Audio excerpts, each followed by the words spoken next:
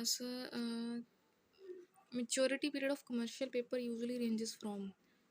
इस क्वेश्चन का मतलब क्या है वो भी देखने थे कि कितना टाइम मिलता है कमर्शियल पेपर को। पहले कमर्शियल पेपर का मीनिंग क्या होता है? कमर्शियल पेपर होता है क्या, याद है? याद होएगा। शॉर्ट टर्म डिबेंचर होता है, short term debt instrument that is used by the company to raise the funds. ठीक है। अब शॉर्ट टर्म डेट क्या होता है? शॉर्ट टर्म डेट का मतलब होता है कि मतलब जिसका जो टाइम पीरियड होता है 1 ईयर से लेस देन होता है, इसलिए उसको शॉर्ट टर्म बोला जाता है। Amount of money borrowed by one party from the another.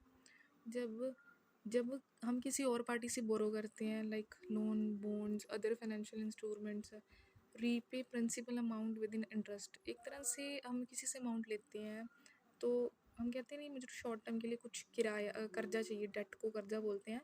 1 साल से कम टाइम के अंदर हम टाइम होता है वापस करना होता है, इंटरेस्ट के साथ करना होता है। So this type of debenture often use to finance immediate needs. जल्दी जल्दी लोड होती है working capital, inventory covering the temporary cash flow के टाइम हमें यूज़ करना होता है। ठीक है। तो हम पहले इसका मीनिंग देख लेते हैं कि जो हमारे पास शॉर्ट टर्म डेट होता है लिक्विडिटी को मैनेज करने के लिए, expected to be repaid from the company cash flow through the conversion of current